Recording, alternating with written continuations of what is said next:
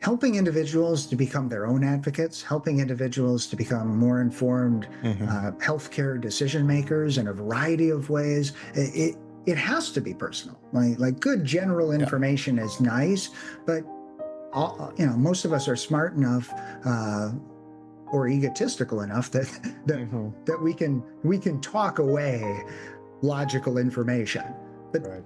as you pointed out, the second that somebody points out to me that if I have a drink later in the evening, I don't sleep as well. Hmm. It's that simple, but it's that important that person can use their information. It's not just general information about alcohol later in the day could affect your sleep. Right. It's when I have a drink, or when, in my case, when I eat the bowl of ice cream at 9 p.m. I'm not going to sleep as well. It's Hmm. obvious, Yeah. but and in individuals, again, in that example, doesn't mean I'm not going to do it. Right. But at least the next day, I'm not blaming it on something else. I can have some accountability around it, and I can make some decisions about what I'm going to do now in order to feel better in a more sustainable way.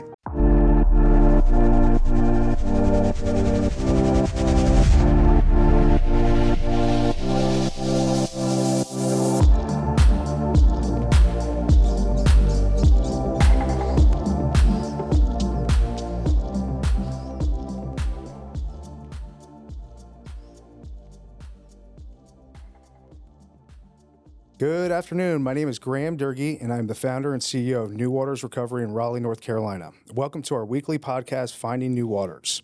Our goal in creating Finding New Waters is to provide a resource for families to help navigate the complexities of supporting a loved one struggling with substance use or mental health. When we find ourselves in crisis due to one of these issues, most people have no idea where to turn. We hope to shed some light onto what is often the darkest hour for many families. I'm joined here today by our medical director, Dr. Harold Hong, and Ryan Hanson, who is a founding partner at Trifecta. Trifecta specializes in advanced consulting and therapeutic services for discerning clientele. Ryan Hanson boasts an extensive 20-plus year background in behavioral health care, combining clinical expertise, research acumen, and organizational leadership. His commitment to authentic, compassionate communication has driven positive results within multiple organizations, enhancing team morale, productivity, and loyalty. Ryan's therapeutic expertise is vast, with a focus on sexual health, grief and loss, career development, addiction, mental health, and process-driven disorders. His systematic approach takes into account the whole individual, offering a holistic pathway toward healing and balance. His clinical work has fueled his talent for innovative program development. By harnessing creativity, data-driven decision-making, and best practices, Ryan has built sustainable and profitable programs in startups, not-for-profit centers, and large healthcare corporations. His solid business acumen extends to board management, state licensure, program accreditation, and facility oversight.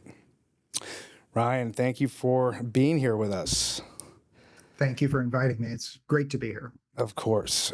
We go back many years, back to my days back in Florida when you were at Caron Treatment Centers and I was at Voyage, and it's just great to reconnect with you. We haven't seen each other or talked in quite a while, so I'm very excited to learn more about Trifecta and for our listeners to learn a little bit more about what you guys are doing. So why don't we kind of start there, and you can tell us just a little bit about, what Trifecta is and kind of the work that you guys are doing right now.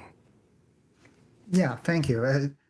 Trifecta was really designed,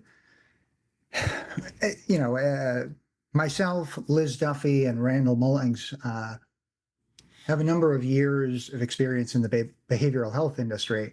And we designed Trifecta after seeing a whole bunch of things that were extremely helpful for clients and families and life-changing, and also some components that didn't work. And we really wanted to figure out the why didn't it work?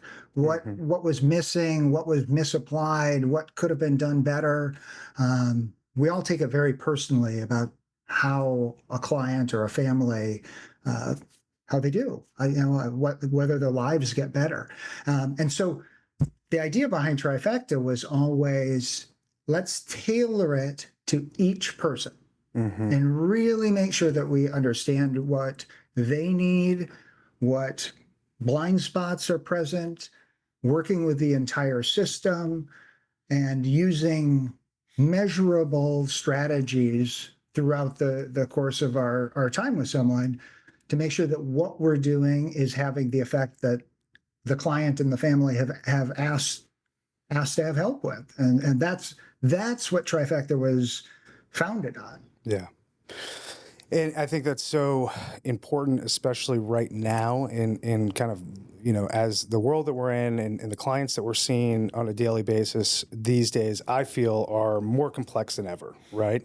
We're just dealing with way more variables now, going down to kind of social media and all the kind of aspects of that. And a lot of very, very complex mental health issues. And I think that you're 100% on the button, right? And, we've got to be individualizing our care. Like this model of kind of, I call it kind of crackerjack treatment where, this, one size fits all, treatment just doesn't work for the stuff that we're seeing these days, so important to highlight that and kind of how you guys manage that. Mm-hmm.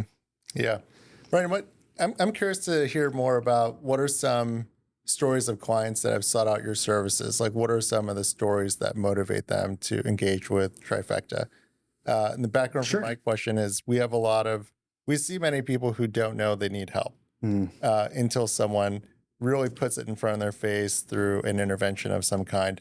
And then they come in and then, thankfully they feel grateful that someone put that issue in front of them. So I'm always curious to hear these stories of people who didn't really know they needed help or realized they needed help, but what was that insight that connected them with a place like Trifecta? Well, the relationships that we've spent 20 plus years developing, we don't advertise our services. So everyone who gets to us is a referral from someone we already know. And that kind of has set the stage for, is that, a reputable assessment program that says, look, here's what we've found out. This isn't our wheelhouse. Can you help or will you help? Would this be a good fit?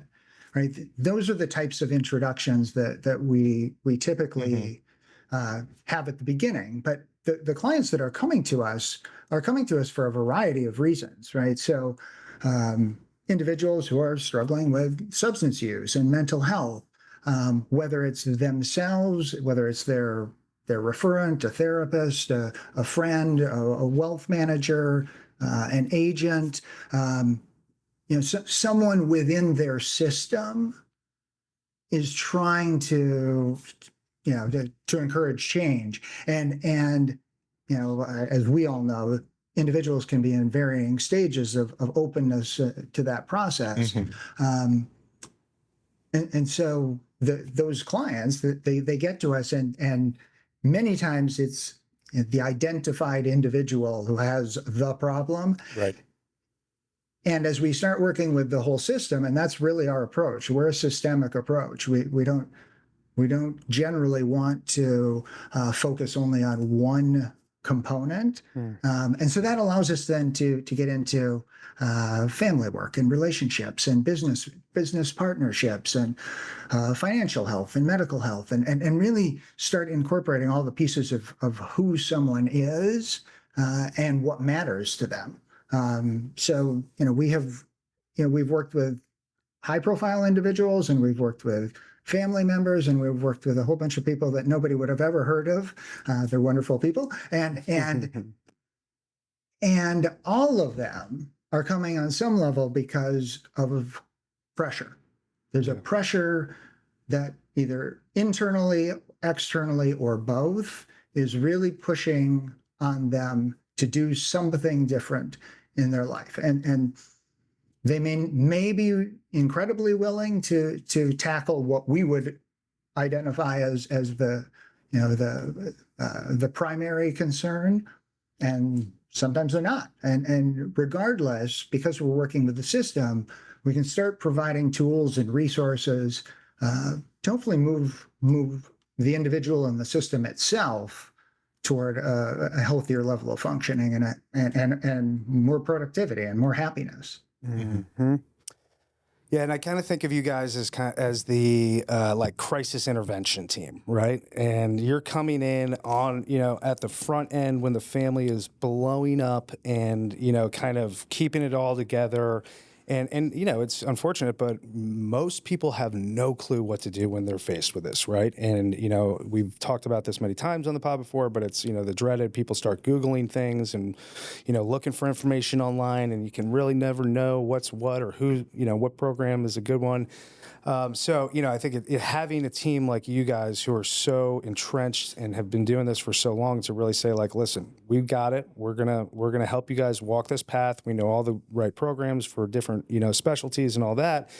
And then, when you get the client to, whichever program is a good fit for them, you continue to work with the family component and kind of handle and manage that, which is such a big help to us as a program, right? Because families, that can be a lot of times a huge part of the core issue, right? And to have a little bit of space there while the identified patient is in treatment is really an important piece, and until they're ready to do that family work, right?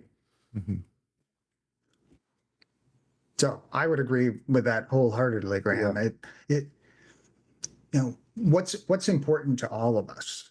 It's connection. It's feeling loved and loving others, and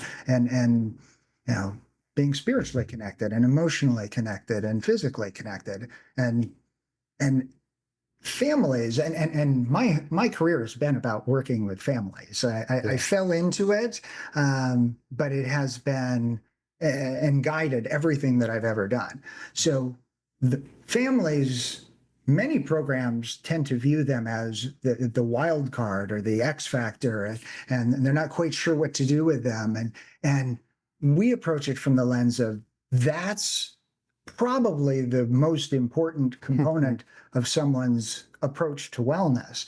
Is they don't want to be left behind by their family, and they don't want to have to leave their family behind in order to be well. So everyone in the system deserves a chance. Yeah, agreed. What are some ways that you get the family engaged? Because in my experience, many family members will say, like, I'm fine. Right. It's my husband, or it's my partner, or it's my child. Mm-hmm. They're the one that needs the help. Why are you looking at me? Yeah.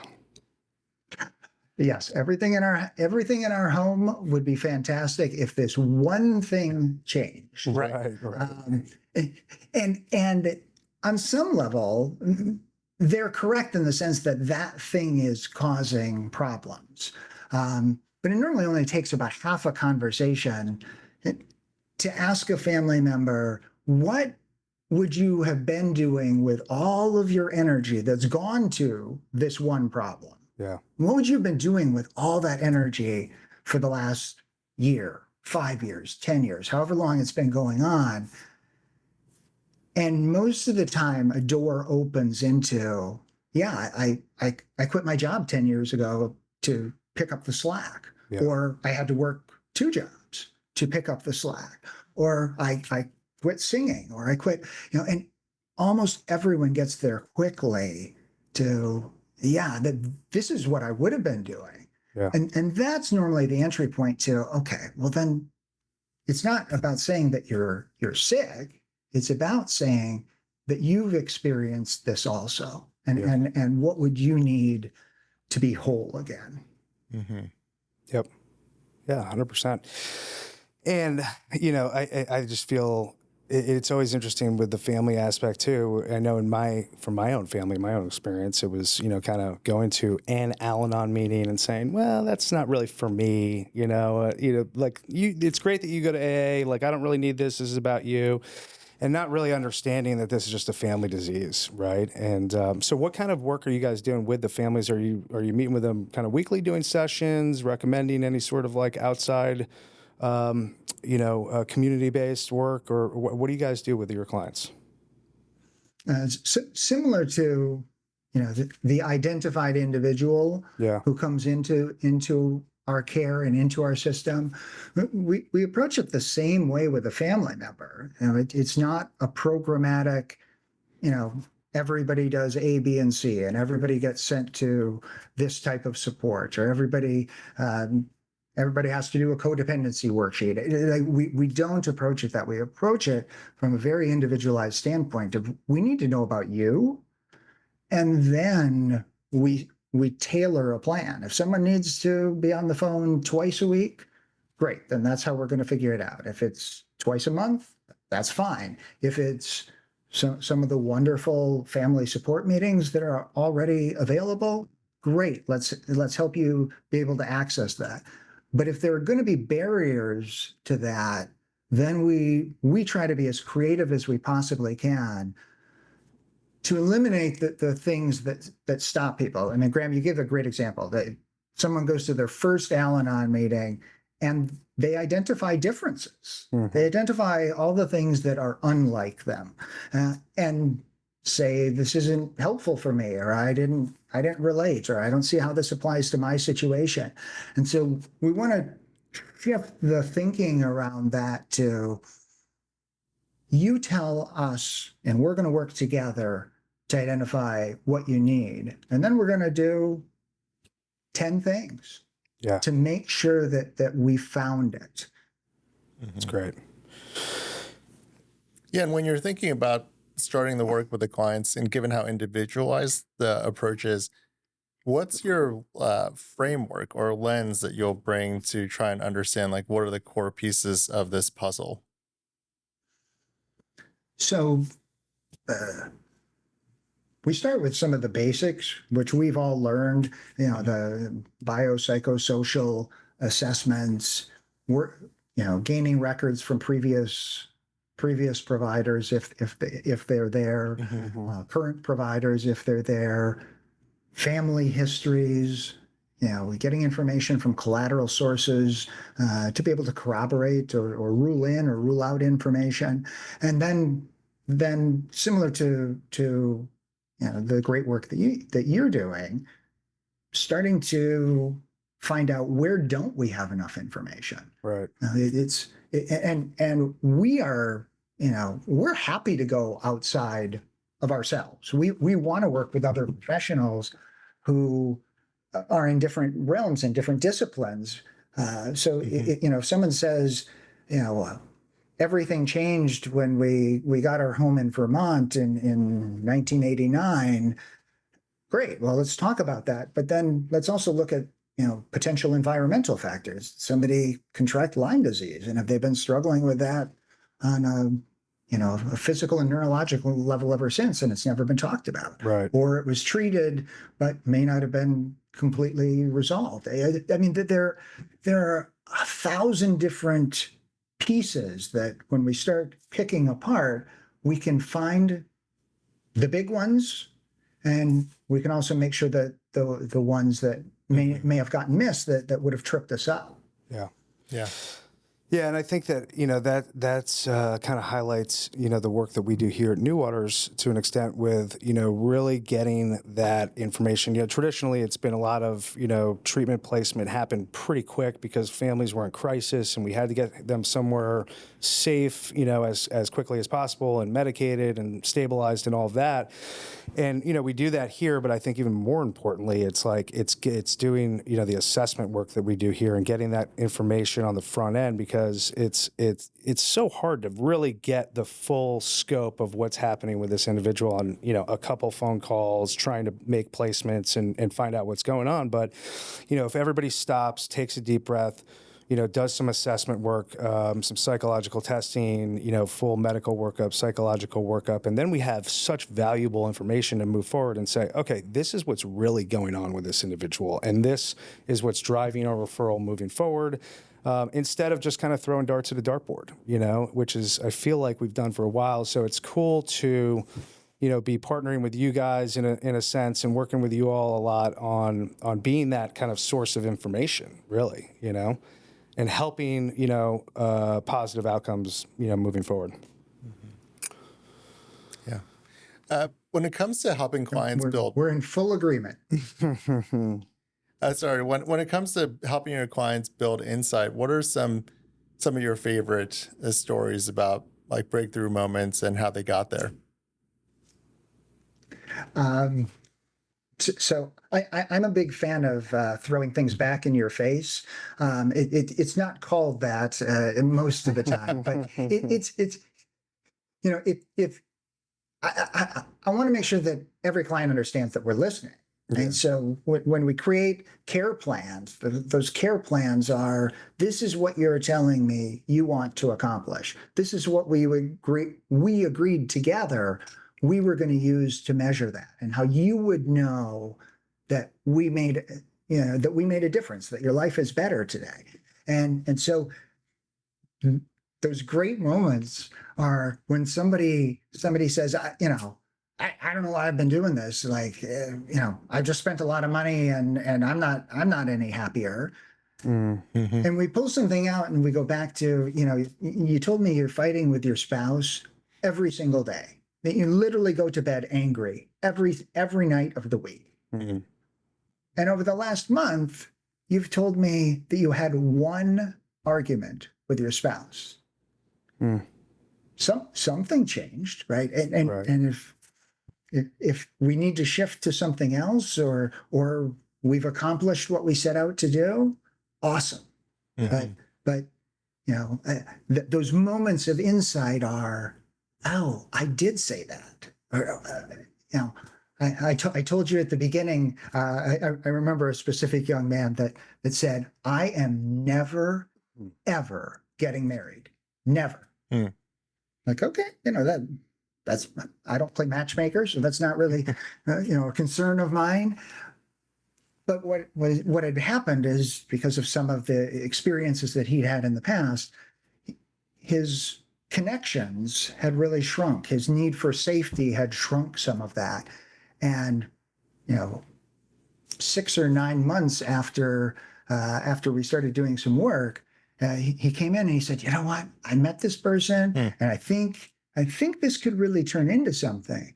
And I'm like, I'm just going to tell you now, you promised you were never getting married. And he started laughing because he never remembered saying that. Wow. He's like, I know I probably did say it, but he's like, and we're, fast forward 4.5 years later, and 2 children Wow. that have been added to the mix. And,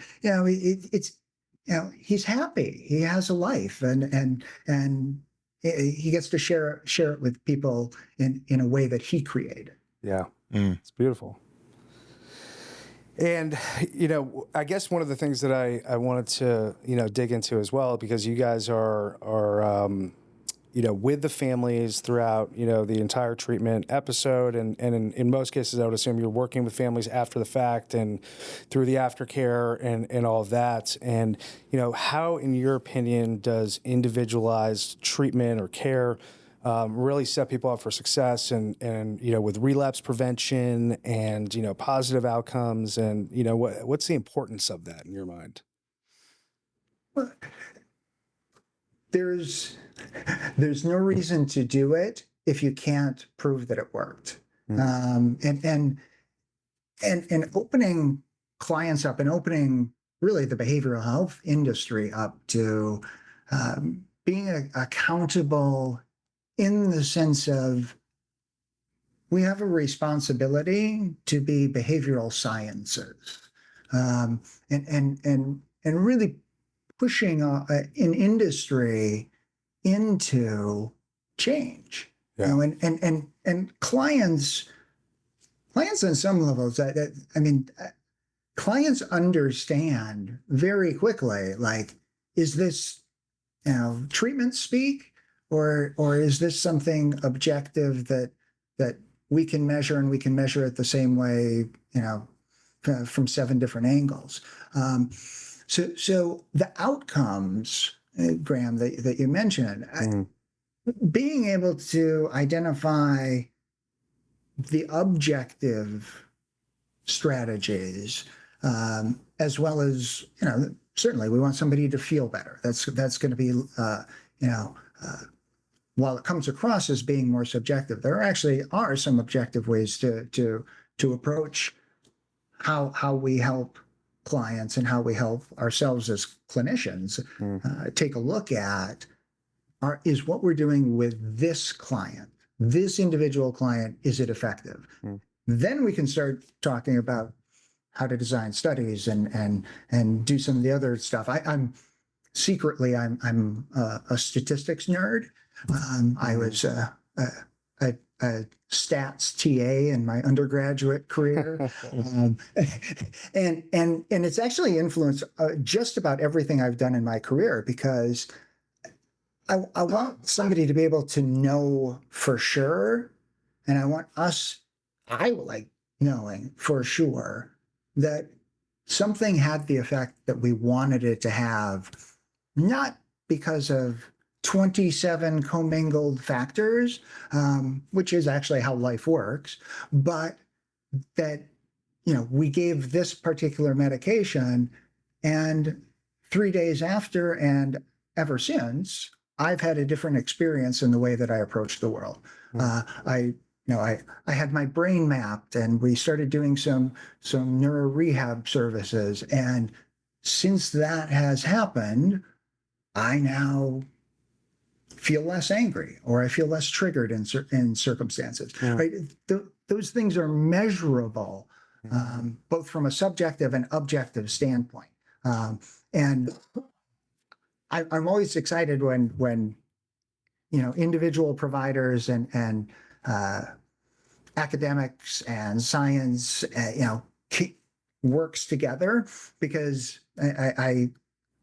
I'll use an example like a biometric tool that it's not medical grade, but it starts to provide information that I can use to potentially change behavior, improve health and wellness, improve connection. That stuff's cool, and it produces real change that people can see. And you're referring to like using a Whoop band or something like that with your biometrics, and kind of tracking sleep and recovery and all that type of thing.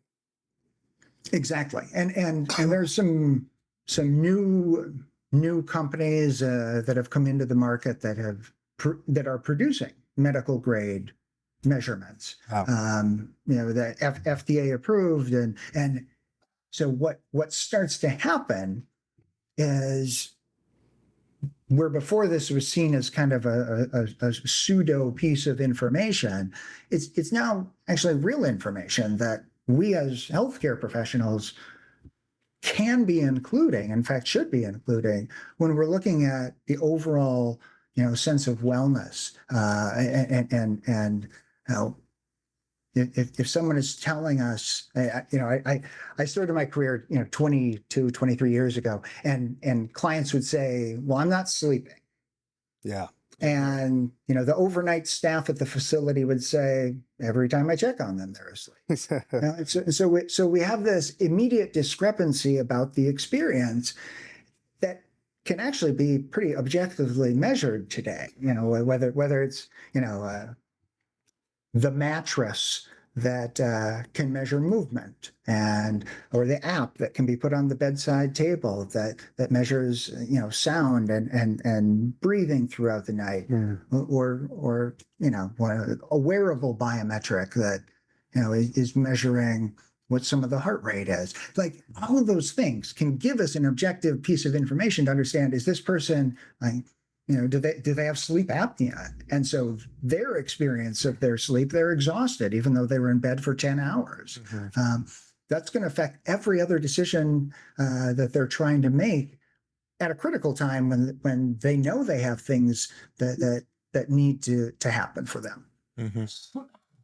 So you've integrated wearables and biometrics into the treatment plan for the client work.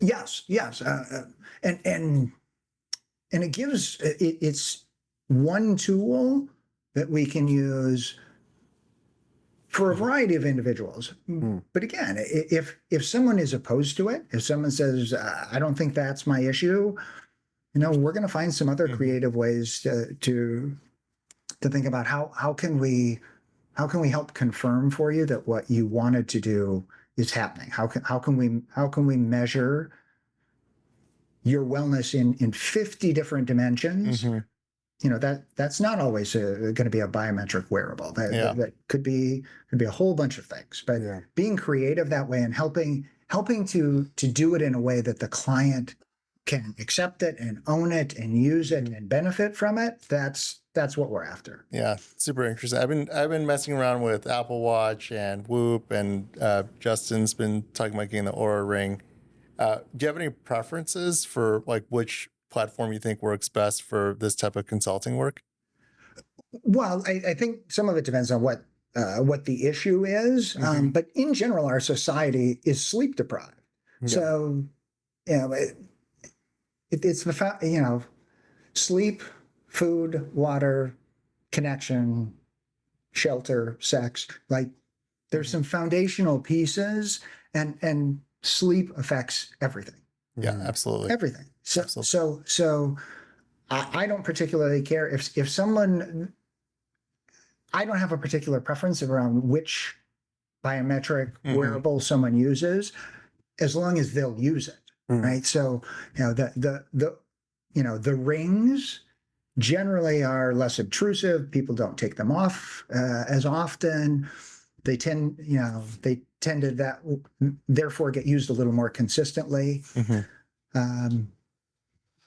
If they're whatever will reduce the barrier and keep the progress moving forward, that's what I prefer. Yeah. I've been really impressed with the accuracy of these wearables. So I started using the Apple Watch sleep tracking, and I honestly think that the American Sleep Association, like they're getting close to endorsing it as like fairly accurate because it can tell you how much time you spend in light sleep, slow wave sleep, and REM, and people are really seeing correlations. Oh, if I had a drink at dinner, or if I had 2 cocktails, my REM sleep like plummeted. My slow wave sleep also plummeted, and that's why I feel so crummy in the morning, just like so unrested. And then that is like a very powerful motivation for people to like optimize their daytime activities, and they're seeing all these new connections. And I think it's wonderful that people can understand their bodies more correctly, more clearly, because without these insights, they're just kind of going on their gut reaction. And a lot of times we're just a little bit miscalibrated. Yeah. No, I agree. And I helping individuals to become their own advocates, helping individuals to become more informed healthcare decision makers in a variety of ways. It has to be personal. Like good general information is nice, but most of us are smart enough or egotistical enough that we can talk away logical information. But as you pointed out, the second that somebody points out to me that if I have a drink later in the evening, I don't sleep as well. It's that simple, but it's that important that person can use their information. It's not just general information about alcohol later in the day could affect your sleep.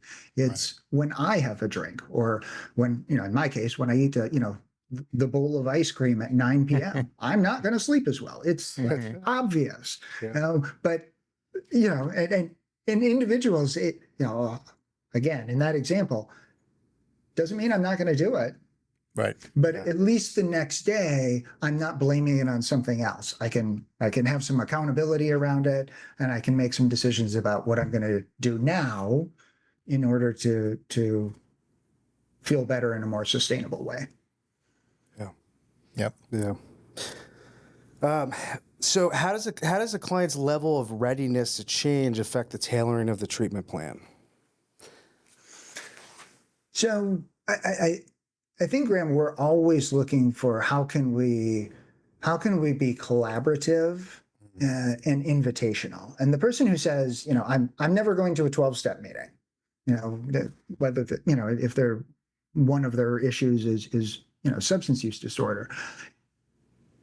I'm not starting with the fight. Right. I'll start with tell me what you want to accomplish, and tell me what you think you're willing to do today. Yeah. We'll start there. it doesn't mean that that's, where we're ending, but in general, we're trying to help individuals lower resistance. That doesn't generally happen with a full frontal assault. So Especially, finding, yeah. Go ahead. I was going to say, especially with the clientele that you're working with, right? Is mostly, high profile, high net worth families and people of that sort who are coming to you with a very different perspective than most people, right? And it's hard to sometimes get them to make that shift because they do what they want, and there's not a whole lot holding them back. And many times, the system that they've created around them supports that thinking and that decision making and that level of ability to chart their own course. Yeah. So telling someone, here's what you need to do. There are moments where that can work, but most of the time, it really is we're here to work together. Yeah. And you're telling me you're not happy about something. Yep. I'm going to throw out, maybe it's connected to this. If you want to prove me wrong, that's awesome. I'm good with that. Yeah. Mm-hmm. I'm curious, what are some versions of success that you're seeing and the ways in which they are structurally not anywhere close to the idea of being successful? So, for example, you could have a very successful executive in the conventional idea. So they're C-suite, a very high net worth individual, but profoundly depressed and disconnected. And they might be surprised that they've been on the happiness treadmill for decades. They got the promotion, they got the title, and there's not much further left to go on the treadmill. And now they're at the cliff's edge. And what does that moment look like for people? And how would you help them explore the idea of success all over again?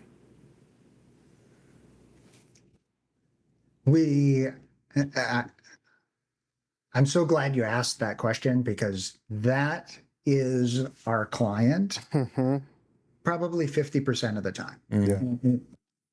And so successful that they don't know anything else. And the narrative that they walk around with is, I have to be whatever. I have to succeed at this level. And despite their enormous level of success, it has limited them in their options and their ability to be happy, because the narrative says I'm happy when I'm the best in my industry. I'm happiest when I'm running 12 companies. I'm happiest when I own 14 homes. I'm happy, and those aren't the things making them happy. Yeah.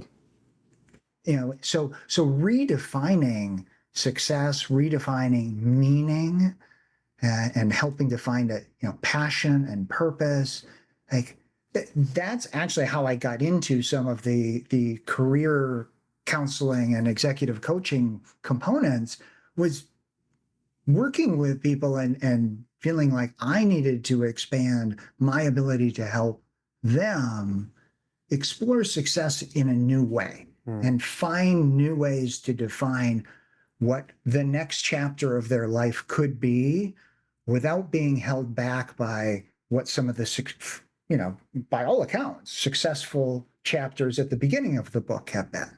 Yeah. So and it's so powerful to watch when somebody finds the next passionate experience that is completely outside what they thought it was going to be. Yeah. Like it's that moment, and we've all seen it with clients where they're like, oh my goodness, I could be doing this. I've had it happen in my career. Those moments where, like, well, wait a minute, why does technology, I have a master's degree in counseling. Well, what do I really need to know about technology?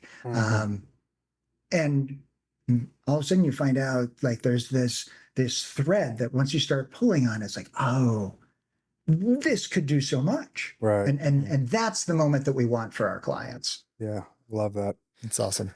And I think too, with those really high functioning individuals, you know, a lot of times what happens is they've got that thing that's you know, keeping them in their routine, that's keeping their life together. They've got people that to answer to, and then maybe they retire and that all changes, right? They're all of a sudden they're at home, they're, you know, with the family a whole lot more, not a lot on their plate. And before they know it, they didn't have a problem before. And now all of a sudden they're drinking 3 bottles of wine all day long, right? So it's interesting. Or their spouses, because they're home all day.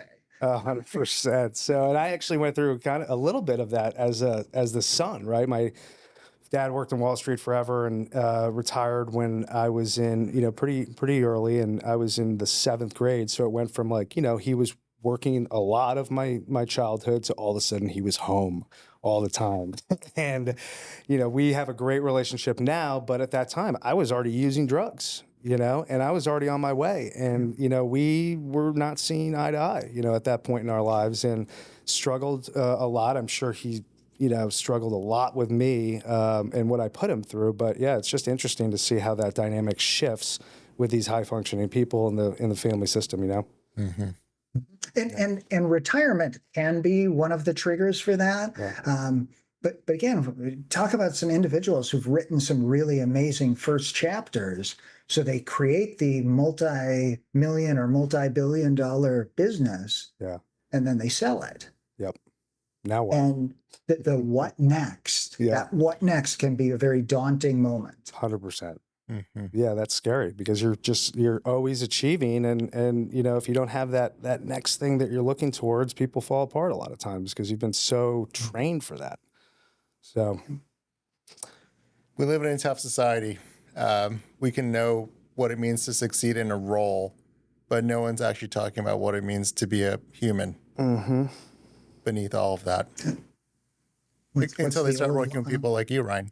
right. Well, thank you, Right. thank you. I know, but to your point, Doctor, like are we human beings or are we human doings? And Right. and in most cases, we're a combination, and it's finding that alignment for each of us at different points in our life because it changes. Mm-hmm. Yeah. Yeah, and I think it's just so important for families, and this is why we wanted to have folks like you on here for families to understand that there are other resources out there. You know, please, you know, reach out to people like Ryan or ourselves to, you know, just to have that conversation about, you know, what do we do in this situation. And you know, we are very happy to be working with you guys, collaborating with you guys on a lot of stuff. Is there anything that you wanted to plug, maybe your website at the least, and maybe some social media? Well, I'd rather plug you guys because in general, the clients who come to find us Yeah. come through other people that we trust or other people that we've worked with, and so you know we're not. We have a website. We actually don't push our website. We don't Right. really push social media, and that's purposeful. You know, we aren't trying to be the biggest. We're trying to really be thoughtful and intentional so that we can do our very best work. Yeah. So trifecta.com trifecta.life is the website. Right. But I'd rather have somebody, if they think that we can benefit them, I'd rather just have them give me a call and have a conversation. Yeah, love it. So trifecta.life, Mr. Ryan Hanson, such a pleasure connecting with you today, and we look forward to seeing you again in person soon. I'm excited to come up and see you guys very, very shortly. So thank you for having me today. Thanks, Ryan.